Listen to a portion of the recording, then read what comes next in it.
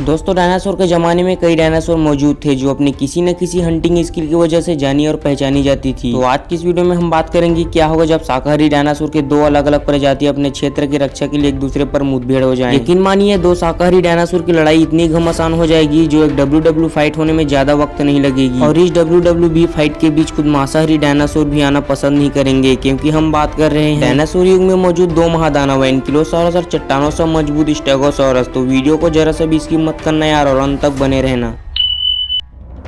एनकिलोसॉरस और स्टेगोसॉरस विशाल हाथी के कार जितना शक्तिशाली शाकाहारी डायनासोर हुआ करते थे, जो अलग अलग वातावरण में आदि होने के साथ साथ अलग अलग समय काल में मौजूद थे। जिसमें से एनकिलोसॉरस नॉर्थ अमेरिका के सब ट्रॉपिकल प्लेन में 6.5 करोड़ साल पहले रहा करते थे। कुछ वैज्ञानिकों का मानना है कि एनकिलोसॉरस अपने मजबूत शरीर तथा पूंछ को पेड़ों की शाखा पर जोरों से मारते थे, जिससे पेड़ों पर लगे फल और पत्तियां जमीन पर गिर जाती थी और उन्हें वे भोजन के रूप में निगल जाते थे। इस शाकाहारी जानवर की लंबाई 20 से 26 फीट, ऊंचाई 5.5 फीट और 5 से 8 टन भारी पाए जाते थे। तो पूरा शरीर काफी चौड़ा होने के साथ साथ ये काफी भारी भी होते थे, जिस वजह से इसका शरीर जमीन के काफी करीब आ जाता था और इसके कारण इन्हें तेज भागने में काफी परेशानी होती थी। पर इसके भारी शरीर होने का ये भी फायदा होता था कि इसके जगह से इन्हें कोई भी हिला नहीं सकते थे। इस आर्बर डायनासोर की खाल काफी सख्त होने के साथ साथ इसके पूरे शरीर में हड्डियों की लॉक पाई जाती थी और इसके मजबूत संरचना इन्हें शिकारी जानवर जैसे टी-रेक्स के हमले से भी बचाती थी। वहीं दूसरी तरफ स्टेगोसॉरस, जिसे होपर ट्रूप लिजर्ड भी कहा जाता है, ये उन डायनासोर की लिस्ट में शामिल है जिसे आप सबसे प्रसिद्ध डायनासोर भी कह सकते हैं, जो फ्लड प्लेन में भी जी सकते हैं। इस डायनासोर का हाउस उत्तरी अमेरिका में होता था और ये एनकिलोसॉरस से भी 8.5 करोड़ साल पहले यानी 15 से 15.5 करोड़ साल पहले के बीच पाए जाते थे। और ये भी एनकिलोसॉरस की अपेक्षा शाकाहारी छिपकली थे जो मोसेस पौधे को खाकर अपना पेट भरा करते थे। इस डायनासोर की लंबाई 25 से 30 फीट, ऊंचाई 9 फीट और वजन में 5 से 7 टन भारी पाए जाते थे। यानी ये कहा जा सकता है स्टेगोसॉरस के पास बड़े होने का फायदा था, वहीं एनकिलो के पास इनका भारी शरीर था। हालांकि एनकिलो के पास एस्ट्रियोड्रम की लेयर थी, परंतु स्टेगोसॉरस के पास भी इसकी पीठ के ऊपर डॉर्सर के प्लेट पाए जाते थे। और वैज्ञानिकों के माने तो इस डॉर्सर के plate heat regulation, female attraction, शिकारी जीवों के हमले से प्रोटेक्शन का भी काम करता था। वहीं स्टेगोसॉरस अपने पूंछ के साथ साथ अपने डॉर्सर का भी इस्तेमाल अटैक करने के लिए किया करते थे। लेकिन अगर हम दोनों डायनासोर के शारीरिक ढांचे के बारे में कहें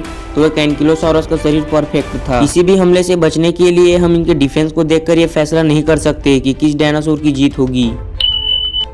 स्पीड एंड एजिलिटी की बात करें तो दोनों डायनासोर काफी धीमे थे, क्योंकि इसके वजन और शारीरिक ढांचा हालांकि इन्हें मजबूत बनाती पर इसके कारण ये काफी धीमे भी बन जाते थे, जिस कारण से एनकिलोसॉरस के पैर काफी छोटा और मजबूत होता था, जिस कारण से ये अपने पूरे शरीर का वजन अपने पैरों से संभाल पाते थे। ये 10 किलोमीटर प्रति घंटे की रफ्तार से दौड़ सकते थे। हालांकि ये रफ्तार इन्हें शिकारी जानवर से नहीं बचा सकते थे, लेकिन इसी रफ्तार के साथ अगर ये किसी जानवर से टकरा जाते थे तो उनका गिरना तय था। लेकिन जैसा कि आप जानते हैं कि हमला करने के लिए इसके पास इनके सिर्फ शरीर ही नहीं बल्कि एक मजबूत वरदान के रूप में 9 पूंछ पाई जाती थी, जिनके अटैक से कोई नहीं बच पाता था। वहीं दूसरी तरफ स्टेगोसॉरस के पास एनकिलोसॉरस के मुकाबले बड़े पैर पाए जाते थे। इन दोनों डायनासोर में एक बात जो कॉमन थी वो है इसके पिछले 2 पैर थोड़े लंबे होते थे ताकि ये अपने पूंछ को जोरों से हवा में घुमा सके। लेकिन बड़े पैर होने के बावजूद भी स्टेगोसॉरस एनकिलोसॉरस से धीमे थे, क्योंकि इसकी गति मात्र 6 से 7 किलोमीटर प्रति घंटे की पाई जाती थी। लेकिन ये अपने लंबे पैरों की वजह से अपने पूंछ को एनकिलोसॉरस से ज्यादा तेजी से घुमा सकते थे। इसीलिए एजिलिटी में स्टेगोसॉरस के पास एनकिलोसॉरस से ज्यादा एडवांटेज है।